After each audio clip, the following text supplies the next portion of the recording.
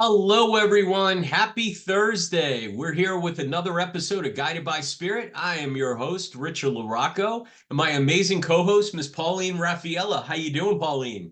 Hi, Richard. I'm doing pretty well today. How about you? I'm doing great. I'm waiting, watching the cold weather kind of come in with the rain. We're supposed to get some snow tomorrow. This is crazy. And then it's coming up to your way in Long Island. And then we're gonna have getting ready for Turkey Day, one of my favorite holidays. I love Thanksgiving. No, mine too. We do have rain here. I prayed for rain. I actually, a couple of days ago, I even posted on my Facebook page, I chanted. I was like, I'm just going to do some kind of Native American chant, even though I don't know what it is, but I'm going to chant and just let it out and pray for rain. And thank goodness we have some days, several 4 days of rain, and our earth and our plants really need it. Yes, and I'm excited with the holidays coming up and the weather shifting. I mean, it's just it feels like fall. I'm tired of these, 70-degree weather, 30-degree. Let's just kind of move on. Let's get this going. It's So, it's fall. It's speaking of, go ahead. Yeah, no, it's fall and it's Thanksgiving, and it is a very good time to be grateful, even for the Absolutely. the little things that are working. Absolutely. And I always start with my thank you, thank you, thank you every single day. Grateful for everything. Speaking of that, we have a lot going on energetically, astrologically. So this is where we bring in universally speaking. So what do we have going on? What can we expect?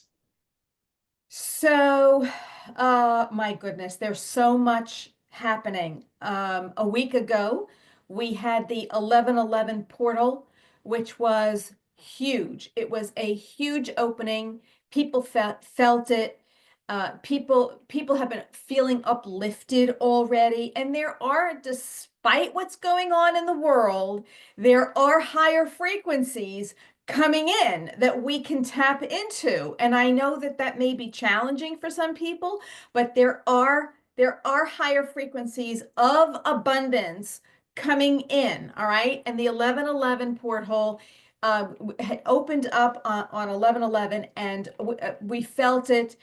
There was another a full moon, but the biggest thing that's happening now is we have Pluto, the planet of transformation, death, and rebirth.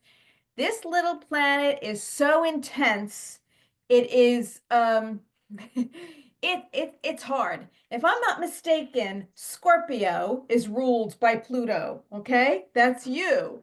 And it's a very intense, deep planet, and it is finally starting to move out of its 15-year transit in Capricorn. And on November 19th, it touched Aquarius. Now, there's still a part of this planet that's still lingering in Capricorn because it moves like a snail. It is very slow, but it did touch the Aquarius cusp. So this is a good thing. And a lot of people began to feel this a little bit of an upliftment, okay, where Pluto in Aquarius will help to restructure, revamp, recreate something that works much better for the collective, for all of us. But that doesn't happen with peace and quiet and calm and nice. No, it doesn't. It happens through chaos. And so that is where we are. And so we have a little bit more of Pluto and Capricorn in the next 6 to 8 weeks or so. uh the Pluto's really going to be more into Aquarius, and I say by sometime in January, somewhere over the winter at some point, Pluto will be fully in Aquarius. And so, we need Aquarius to push us forward, to progress us forward. But as I wrote on my Facebook page, we also need the wisdom of the soul, our intuition, our higher consciousness, because Aquarius on its own could be so progressive, it could run amok.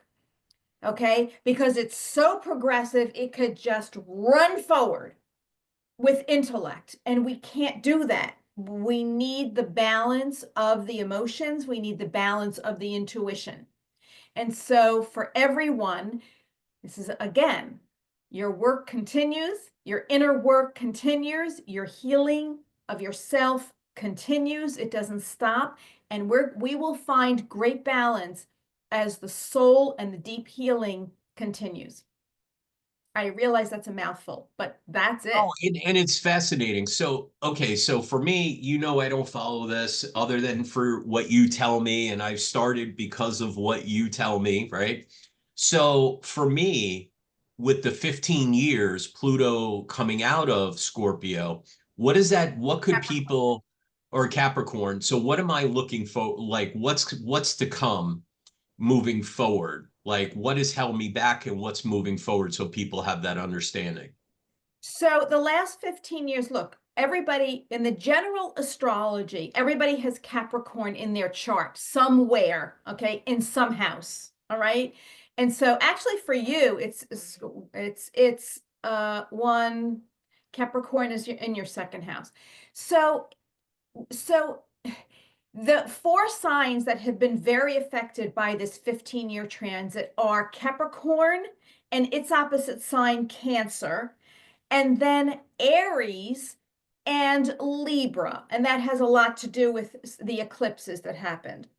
And so it's just an intense time of forcing you to do shadow work. It's forcing you to heal your life and your traumas.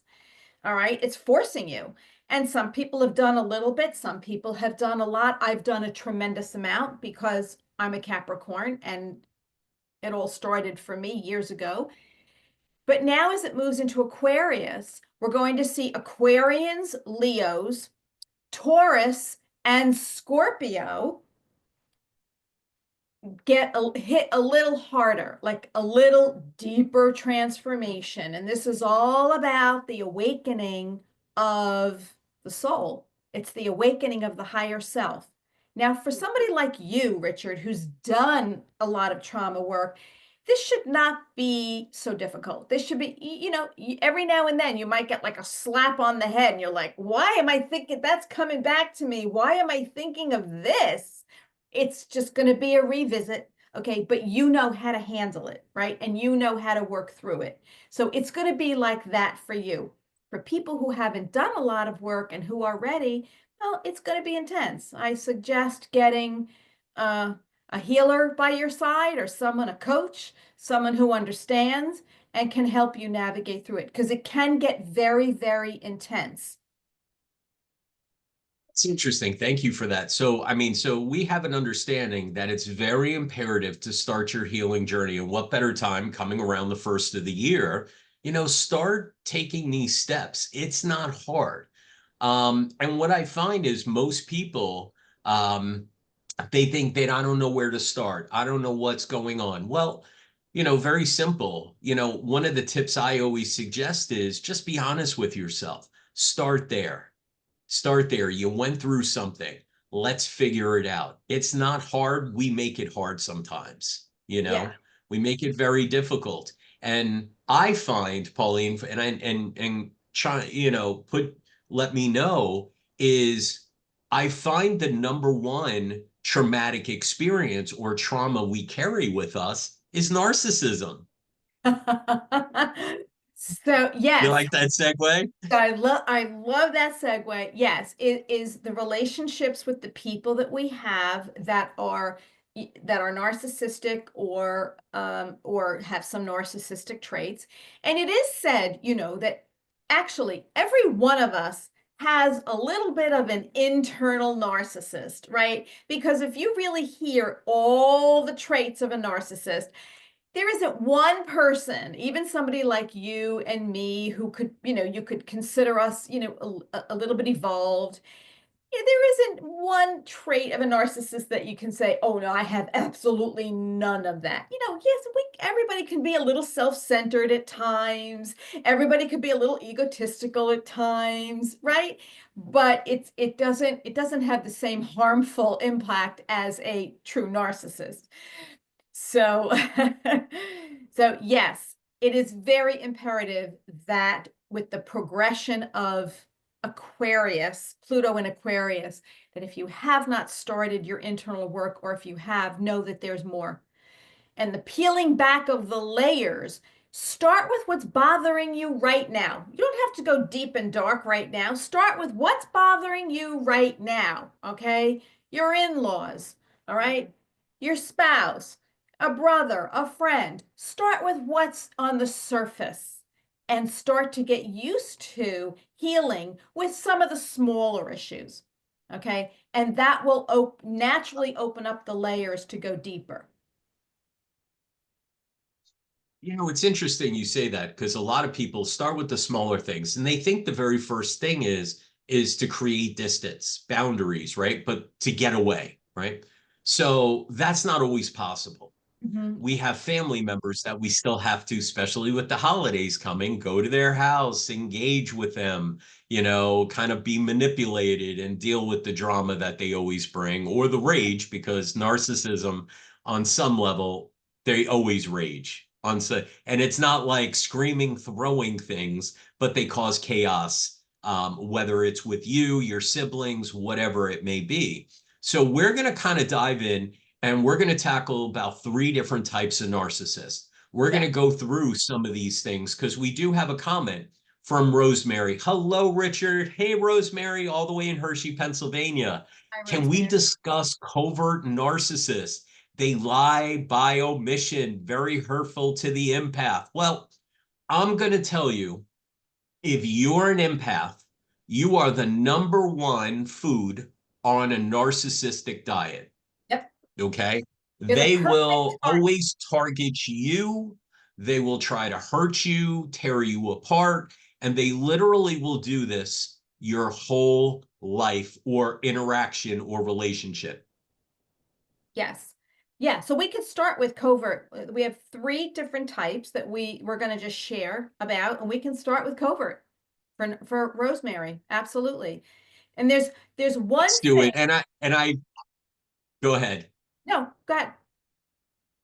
No, and I know Rosemary, and she is just absolutely amazing. She is such an empath, such a beautiful soul. And you know what? And it's to the point sometimes where, we don't even want to leave our house because of what, people, how they attack us and they feel, narcissists know no boundaries. So they hook in, they try to manipulate, they try to take advantage.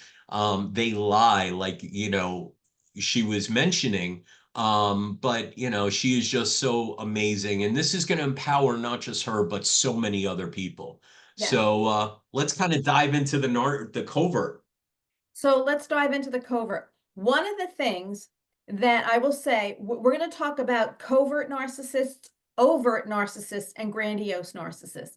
And there are some similar traits and there are some varied traits, but one trait they all have, and there's other types of narcissists too, but there's one trait they all have: lack of empathy.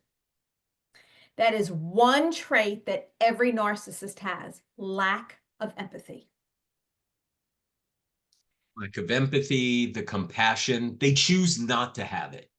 They don't, it's not wired in their brain, where the empath is the complete opposite to a fault sometimes. Well, exactly, right. And so, well, the narcissist, because of their own wounding or hereditary patterns of narcissist, yeah, there's an empathy bone that is missing. It's not there because their MO is all about me, me, me, me, me. And I love what Rosemary said, because that is one of the main traits of a covert narcissist is, okay, lies by omission. Oh, they'll tell you a truth. They'll tell you a piece of the truth and they'll swear that's the truth, but they're lying about what they're not telling you, okay? The omission. And that is probably a very it's a very hurtful, as she said, and dysfunctional energy because it makes you start to question yourself. It's like a form of gaslighting. Okay, it's not gaslighting, but the lies through omission makes you question yourself. Well, he or she is they're telling me the truth. Okay, that's truth, but there's more to it that's not being said. Yes. And I like when you said, they actually just make you feel like you're crazy. Okay. They're going to make you feel like you're crazy. Another big one is they're usually insecure. Yes, the covert And narcissist is extremely insecure. Yes. they don't, and this is one of the hard ones. So a lot of times when I'm doing even, readings or I'm working with people doing coaching, this one flies under the radar, covert, right? And they're like, no, but they're really a good person. They've dealt with a lot of trauma. They have anxiety. They're really insecure. They seem like they're nice, or at least to me. Another one is they like to play the victim. They're going to pass the buck on to everybody. They're going to utilize guilt. It's never, remember this with any kind of narcissistic personality trait, they're never wrong. It's never their fault. They're going to deflect, defer. And this is a big one for the covert narcissist. Yeah. And because they're so insecure, their egos are extremely fragile. And Hmm. that is extremely, they can't take criticism. They're extremely fragile. No. And that Yeah. makes them crave attention. So these are the type of narcissist that would be the cheaters because they crave attention. They need constant attention. And so if it's a male, he's going to need attention from, various women. If it's a woman, she's going to need various attention from men because they need this constant buildup because they're deeply insecure. Yes. Yes. They'll go for men. Let's take a look. So, how would that look as far as being insecure as a narcissist? So, for a man, he may kind of like talk about if he has money or things, but say, oh, yeah, I got this. And, do you like it? Looking for that validation, looking for the buy in. Women, oh, I don't look that good, looking for the accolades or the Yes, kind words or the yes, recognition. No, you're beautiful. Ah, really? I don't see it, or I wish, what they're doing is they know how they feel, but they're looking for the attention and for you to recognize, yes. their wealth, their personality, what their accomplishments, their looks, their appearance. Yeah, that's great. And they will set up a conversation or a situation where they're almost kind of like, gee, I don't know, how do I look in this? And they want the constant attention. You look great. Yeah, are you sure? Are you sure? Maybe a different color would look good on me. No, they need you to that reinforcement because they tend to be a little more introverted. The covert or narcissist does have more of an introverted characteristic, personality, and that makes them manipulative. So they know exactly what they're doing. Okay, if I say, Richard, how do you like this burgundy top on me? I don't know. Maybe I would look better in a lighter shade, a pink, and you say, oh, that looks great on you. And I say, yeah, I don't know. I'm not really sure. And what do you think? And you just keep going. You're pulling Take and the bait. you're plug the bait and you're plugging you to keep getting that reinforcement. Yeah, that is the covert narcissist. So it's interesting. Rosemary just said they're obsessed about what they own and how and what they own looks to others. So yes, narcissism. One of the things about narcissists in general, the optics of how they appear to the world is extremely important. Yes, their image. How don't go ahead. Yeah, the image. Their The image. image. Yes. which is interesting because in a lot of times, especially with the covert, right, or other narcissistic traits, is when they're out in public, they're nice, they're putting on their best behavior, they're kind of like acting. You would never know. The second you get home, get in the car, or you're at a restaurant, the waiter walks away, they're going to tear everybody apart, right?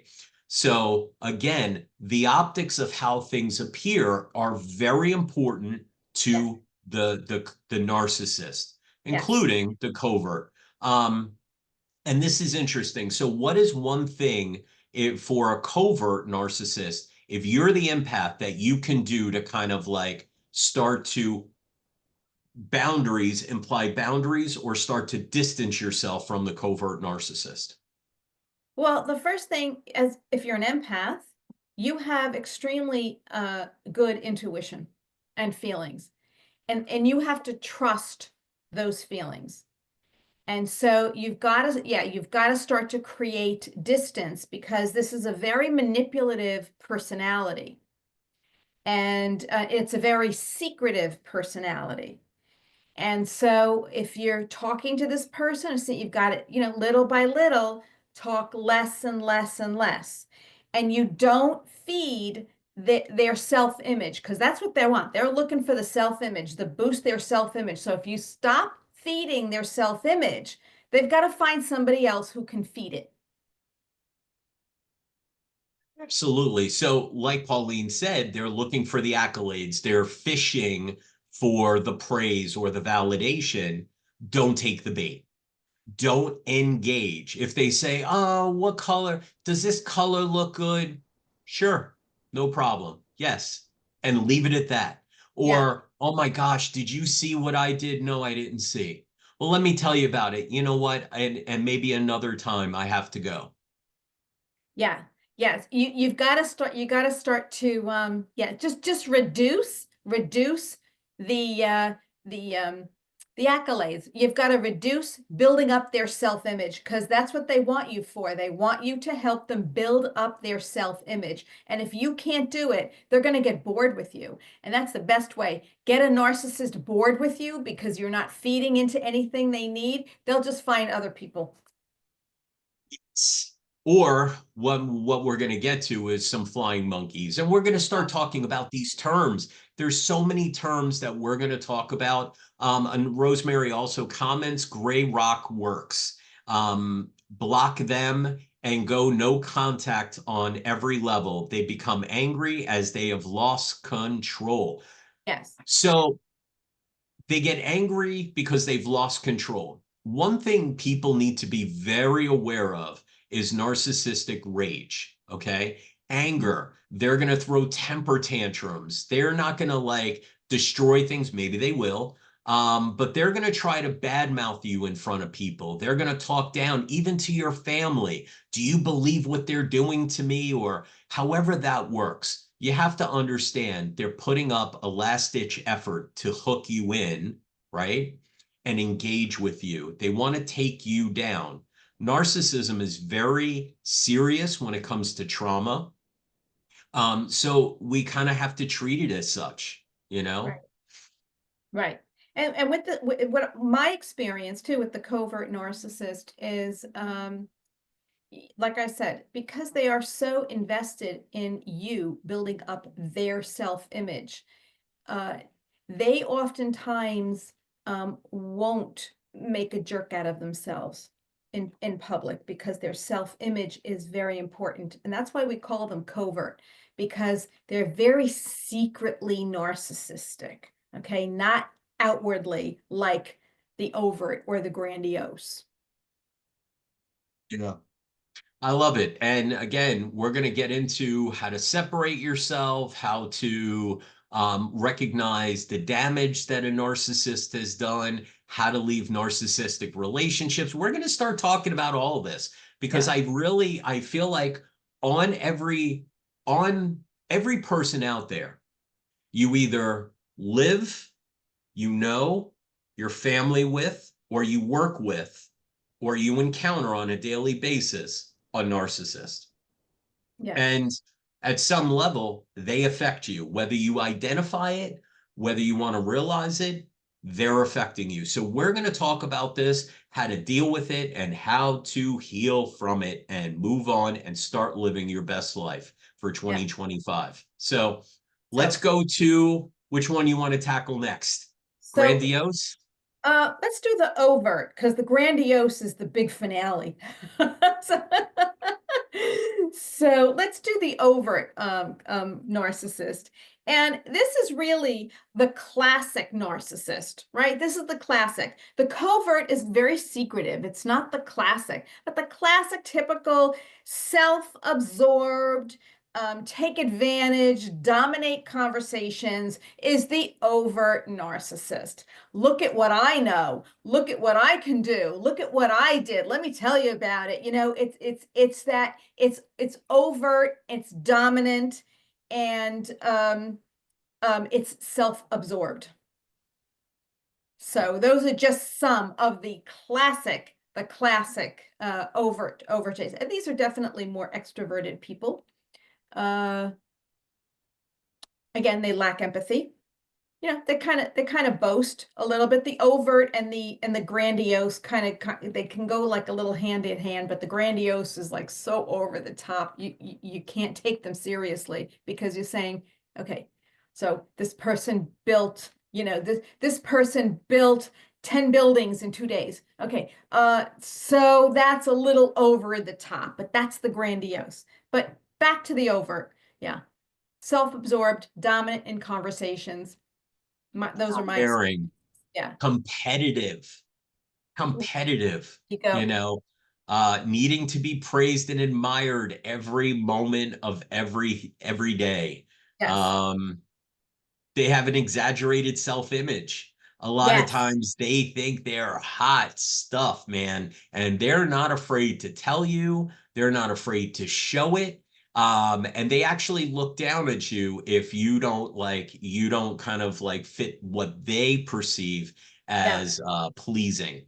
Um, this is an interesting one too, because they're very set on looks. They're very set on how you dress, how you look, how you present yourself, what you ride in, where you live.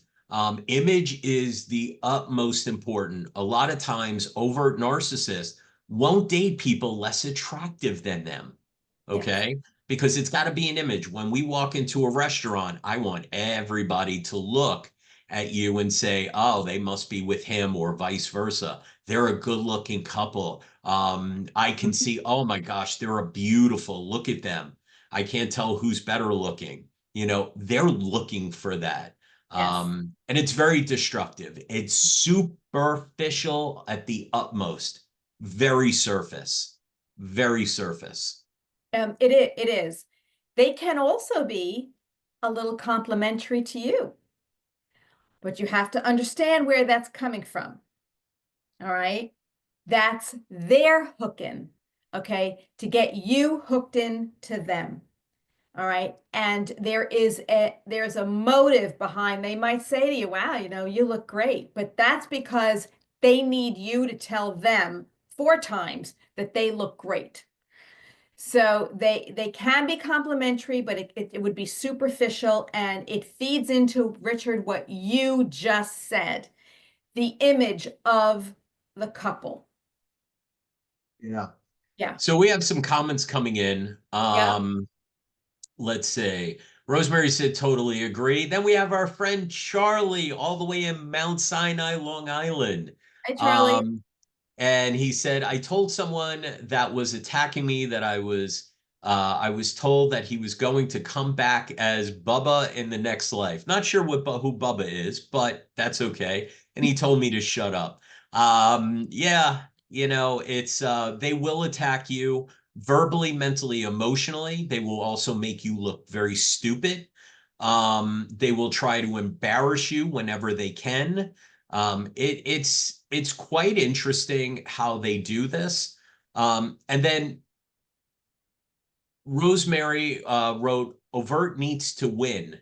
Yeah, they do need to win. They're very competitive. They're always better than everybody, and they're not afraid to tell you She goes, never date or marry a professional musician. Over to the max. Well, I'm not going to put the hex on all of them, but your experience is probably more than mine. I've never dated a musician, so I can't speak to that, Rosemary. Pauline, have you ever dated a musician? I have not. I have, and Yeah, it's one of those things. guys have It's been a little musically inclined, but never like that's not what they did for a living. No. Yeah, yeah. I don't know what that, but Rosemary, I'm taking your knowledge from that, and I agree because they like to be in the limelight. Some people who are actors and things like that who are in front of the big stage or on Broadway and things of that nature. And Pauline, you and I both know somebody on Broadway wants to be on Broadway, who is in the intuitive world, if you will, Mm-hmm. who's definitely a narcissist, Yes. um, and knows a dear friend of ours, if you will. And we're gonna leave it at that. But Well, yeah, yeah. Well, yeah. they definitely need that recognition. Um, Rosemary put, yes, Richard, trust me, he's had albums. I'm sure. I'm definitely sure. So the covert, one of the things they're going to do, again, they're going to try to badmouth you to everybody, make you look stupid. In the beginning, they're going to do something called love bombing. Love bombing. They're going to be the best. They're going to seem amazing. They're going to tell you all the right things. They're going to say all the right things, do all the right things. You're going to think, they're Mr. or Mrs. Prince Charming or Princess Charming. They're riding on a white horse. They're your soulmate. They may even pull that card, Oh right? yeah. He or she's finishing my sentences. This connection is so incredible. It's like nothing I've ever had before. They listen, they ask. They're going to ask questions and get to know every aspect of your life. Yeah. Know that they really don't care. They're taking an inventory of how to manipulate you, your Yeah. fears, what you went through, what you like, right? Pay attention to this. This is called love bombing.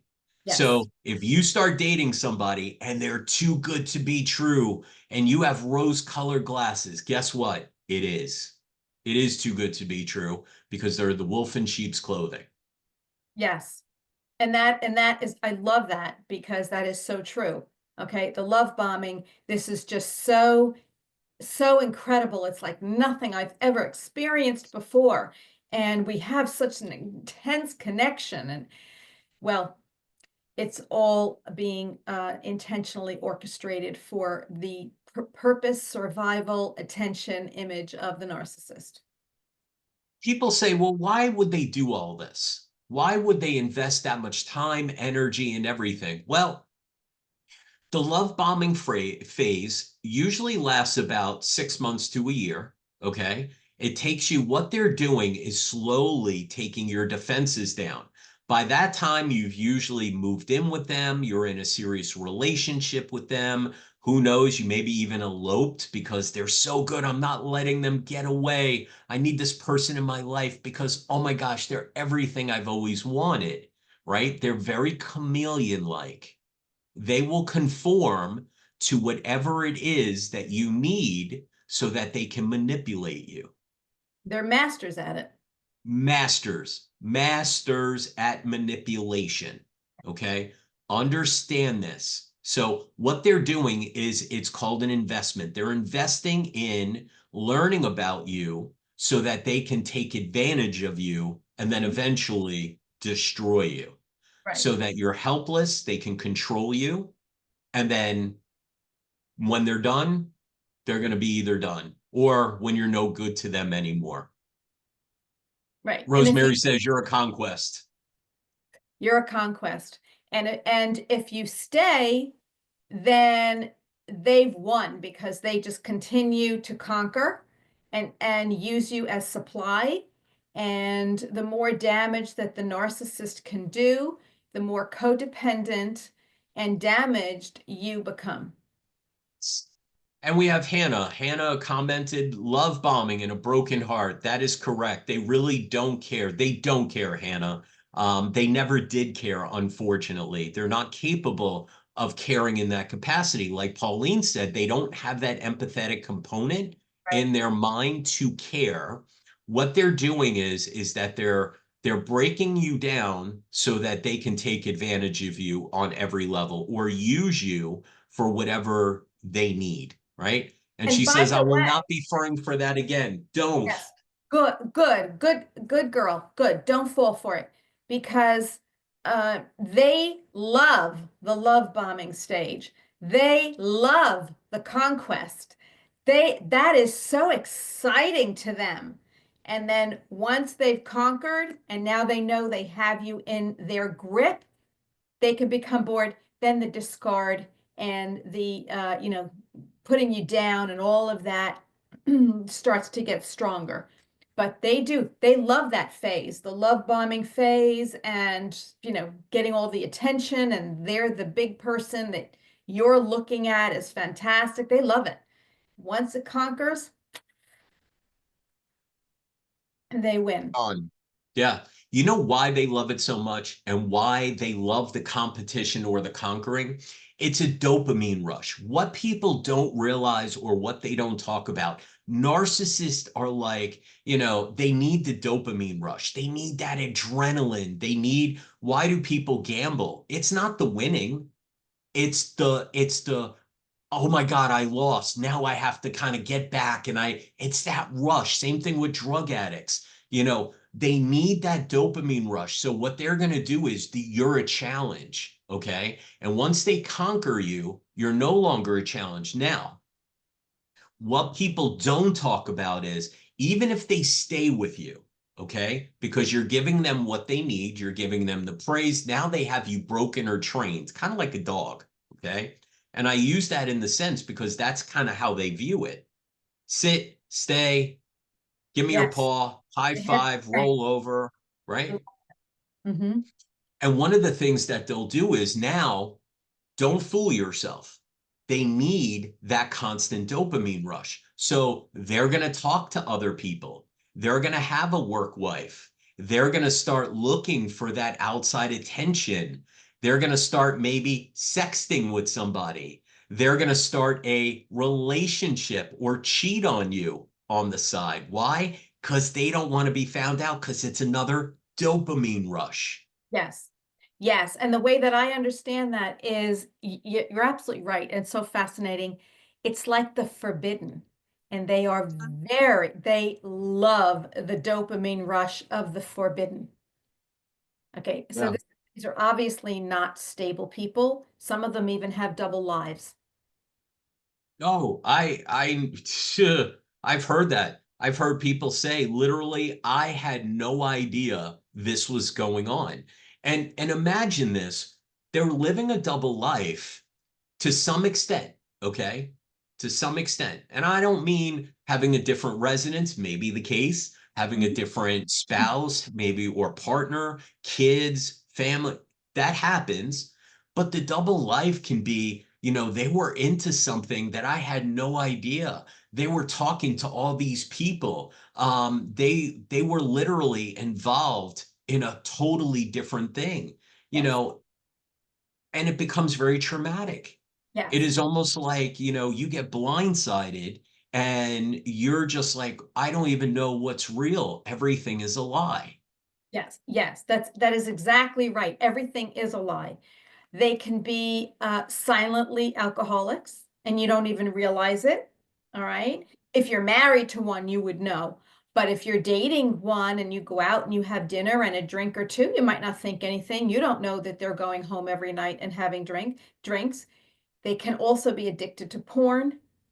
They can be very addicted to porn. Sex Um, is the big one. Sex is the big one, yes. going on dating sites, Yes. cheating. And a lot of times, let's kind of like real quick, they may not actually have the physical contact with somebody. Okay. Hmm. So what they're going to do is that they're going to start a online relationship and they may have videos, they may have pictures. They may have all these things, right? Yes. It's giving them the same dopamine rush. Yes. Yes. Excellent. Yes, that is 100% true. So if we move from that overt to the grandiose narcissist actually has an exaggerated fantasy sense of self, like I'm Superman or I'm Superwoman. And they truly believe it. They truly believe it. They're very showy. They can be very charming. They can be very generous if they have money. Those are a few traits. They can be arrogant. Go ahead, Richard. What else? There's tons of Oh, other things. so when you think about this, take the overt and put them on steroids. Right? Okay, let's put them on steroids. Yes. So if they were already cocky, let's make them so beyond arrogant that it almost makes it's disgusting. They're the Yeah. ones that are constantly talking about themselves. They're the ones that will ask you how your day is, and before you can even answer, they're saying, "Well, let me tell you about my day." Or Yes. something really bad happened. My dog just died. Oh, I remember when my dog died. They literally will take and hijack the attention away from you. And they Yes. need all of that on an exaggerated level. Yes. Yes. It's an overestimation of self, right? They do kind of in their own mind put themselves in some Superman or Superwoman category, all right, as being far superior than everybody else. And there's also an impulsive, a very impulsive trait to these people because again, more dopamine, but 10 times more than even the overt, because this maintaining this exaggerated sense of self, they actually do a very good job themselves of maintaining their exaggerated sense of self by constantly telling themselves they're good looking, they're wealthy, they're this, they're that, they're pretty, they're, you know, so they kind of feed their own stuff, but it's very difficult to be around somebody like that. You can just feel them draining your energy because they just want your full undivided attention. That's interesting you said that, drain your energy, because most of them are energy vampires. Yeah. Okay. They're going to suck you dry. They're going to take your positivity. They're going to flip it around. This is kind of what the grandiose. Also, they are masters of gaslighting, Yeah. and they're going to minimize you at every moment of every word of every sentence. Yes. Okay. So when they're acting like a jerk and they're just buppa buppa and you say something, or really, did you have to yell at the waitress because she cooked your hamburger medium instead of medium rare and you called her incompetent? Did you really need to say that? They're going to Mhm. look at you, and here's an example. You're so dramatic. Keep your mouth shut, right? I wasn't talking to you. She should learn how to do her job. Watch also, you can understand if you're dating a narcissist, okay, and they're love bombing you and you have no idea. One of the things, especially with grandiose, if you're in a public setting, watch how they either deal with the waiters and waitress, the wait staff, okay, at a restaurant. The second they walk away, do they belittle them and their words? Okay. Are they talking really nasty about other people? I can't believe she's wearing that, or I can't believe the two of them are together, right? Or coworkers, family, friends, are they bad mouthing them behind their back?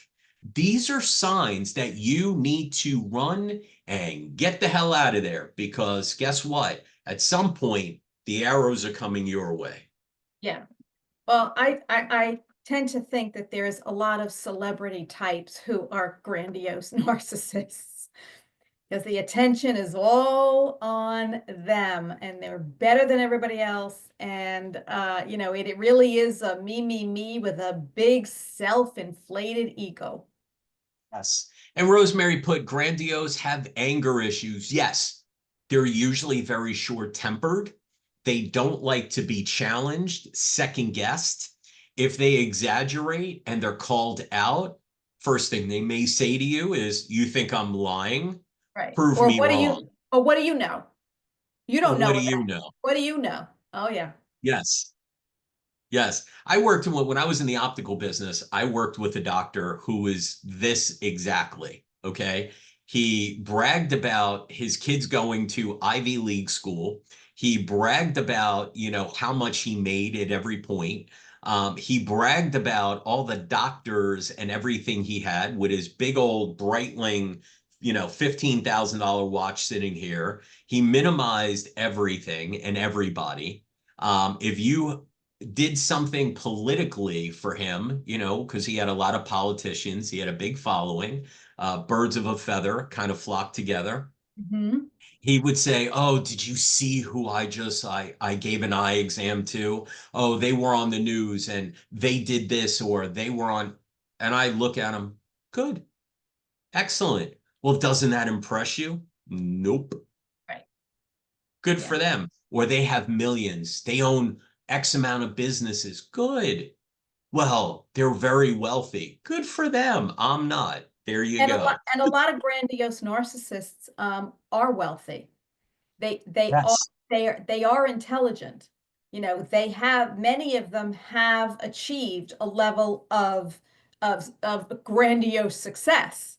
And it's like it's almost like, well, look at me and what I've done. Well, okay, well, we all have some degree of success. So yeah, so they can yeah, they can be that way too. And so let's move to a little bit of how some of these narcissists like to keep tabs on you when you have ended the relationship or you have gone no contact or you have set a boundary. And let's talk about the flying monkeys and what that means, because I think that's an important piece. Well, it really is because you said when the relationship ends. So know if you had friends together, they're going to try to turn the friends against you. Yes. Okay. They would be brazen enough to even contact your family and make you look like the bad guy. Yeah. They're going to badmouth, they're going to lie, they're going to exaggerate. If they cheated, they're going to say they think you pushed them to cheat, or you weren't giving them what they needed. They're looking for justification. They may get anybody and everybody. Kind of think of Wizard of Oz, the witch. She got all the monkeys to kind of go after Dorothy and all the Tin Man, the lion, and that's what they do.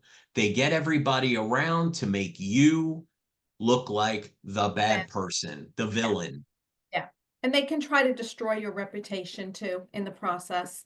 Those are really horrible, horrible narcissists. It's one thing to hurt someone and be deceptive. It's another thing to try to tarnish another person's image or personality or reputation, and they can do that. So, real quick, also for the grandiose, these are the people that are not going to take no for an answer. Hmm. If you do have the courage to walk away, just know it is not going to be easy. So they may stalk you on social media. They may make dummy accounts to kind of like track you or follow you. They will show up at your job or follow you around so to see what you're doing. They may even try to hack your phone, or, if you had a shared account, they may look to, monitor where you are. Yeah. These are also the ones that may need restraining orders, Yes. okay? Because Yes, they do exactly. not know boundaries or Yes. limitations. Yes. All very true. Yeah, it's actually quite scary. They're also the ones that will sometimes rage on you. They're going to explode. They may even try to get violent or physical. And they'll blame you. So they may kind of like shove you, push you, whatever, which there's never an excuse. And they're going to say, you see what you brought me to? You see what you did? You pushed Yeah. me to the limit and you pushed me over. This is all your fault. I did this because I love you, and look what you made me do. Yeah. Yes. And keep in mind that the ego and the image of the grandiose narcissist is 10 times inflated than the other types of narcissists. So anything that is like an arrow into their ego or anything that deflates their ego, they will have a reaction, and not a pleasant one to that. They will No, at retaliate. all. Yeah, they can retaliate. And here's the one big thing too. Um, don't tell them or call them out as a narcissist. Yeah, no. That is literally putting gasoline on an already explosive fire. Best thing you can do is walk away, cut your ties, cut your losses, walk away and start over. Yeah. And there are people who actually can't even do that because they're married to a narcissist, and perhaps the narcissist man or a woman is the breadwinner. And look, you can always get out of something, but there can be risks. So we also don't want to make it sound, so easy, because it's not. It's not. Yeah. If you've gotten that deep in, it's not that easy. Well, and we have a comment here from Hannah, one of our listeners, and she said there's also a strange thing where they will often take credit for the work or accomplishments of others. I've been with three of them at this point, and they all did this. My ex-husband contacted my family to get them on his side during our divorce, even though he had already done this with all of his friends. And yes, I needed a PFA eventually. You always will. You always, always, always will need a restraining order on some level. When here's what I would do. If you are looking to get away from this relationship, take the people that really do mean something to you, have a conversation with them. Tell them your game plan, okay? Or before you leave, tell them your game plan, because what's going to happen is they're going to try to get that call, and they're not going to know who to believe. I love Okay. that, is you getting the support on your side, but you're telling them ahead of time. You're explaining everything to them because you're going to need their support. I just taught this class how Right. to leave a narcissistic relationship where you feel trapped or stuck. And I got to tell you, first and foremost, before you tell the narcissist you are leaving, you have a game plan. Mhm. Okay. So if that means is where you're going to stay, tell the friends ahead of time who mean something to you, who you care about and are going to keep their mouth shut. Okay. You tell them your game plan, have a place to stay, have resources. Most of the time, especially with the grandiose, they're going to want to take control of all the money. The house and everything is under their name. The car is under their name or their business name. Okay. Everything that you have is theirs. Guess what? They did this on purpose. It is a very strategic plan to leave you helpless, stuck, not in control. And they'll say, what, are you going to leave with nothing? Right? They're invoking fear in you so you don't leave. They're trying to cripple you. Yes. So these are things to plan the plan, as my mom always said, right? Plan the plan, stash a little money away, okay? Take all the belongings that are sentimental or mean something to you and hide them before you do this. Because once you tell them, I am gone and bye, Felicia, okay, you will feel the rage. Agreed. So it's all good stuff. It's all great awareness to have in our lives, whether it's a coworker, a family member, a romantic relationship, a friendship. It's very important. Very important to have all this awareness. So Hannah, real quick, Pauline said, Pauline is right. You can't always leave when you realize what's going on, especially if there's been financial abuse. It is very complicated. Richard, if you ever have the class, I will definitely sign up. Well, guess what? Stay tuned because I'm putting it on my website as a download so that you can listen to it and understand. It's about a good hour and a half, but I'll tell you, it is powerful stuff. Susan, sorry I joined late. Better late than never. Susan from Queens. Hi, Susan. A friend of Lynn's, by the way, Oh, hi, Pauline. Susan. Yeah, dear friend of Lynn's. So she's we reconnected after Lynn passed, and she's up in the Queens Maspeth area. So I hope all this helped everyone Yes. just a little. We're going to start talking more about this. We're going to talk about more dynamics and what to do. So if you have any suggestions, you can always call in. We post the number and everything. So if you do have narcissistic questions or scenarios, or you want to tell your story, please give us a call during the show. Um, we're here for you. Yes. We've both dealt with it. We're both healed. We both And have sur recovered from and survive. narcissistic abuse and Yeah. survived. Yeah. Yes, Yeah. Yes. and Survive. survived.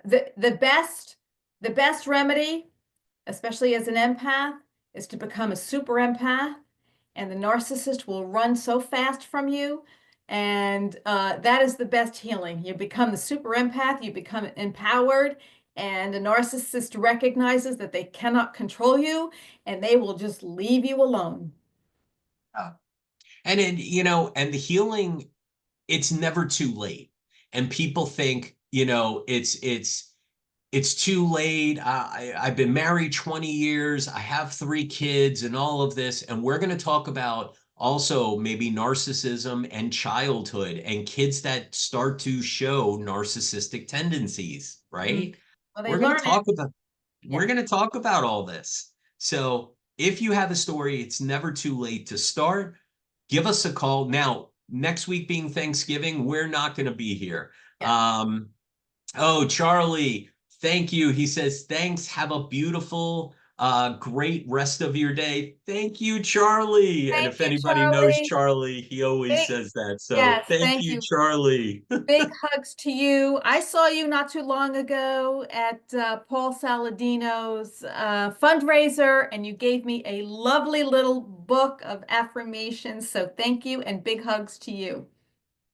Yes, on my birthday, it was a great day. So thank you. And Charlie's a beautiful soul. He is. All of our listeners are absolutely amazing. Thank you for tuning in. So next week being Thanksgiving, we will not be live. We will be replaying an episode, but we will be back the following Thursday.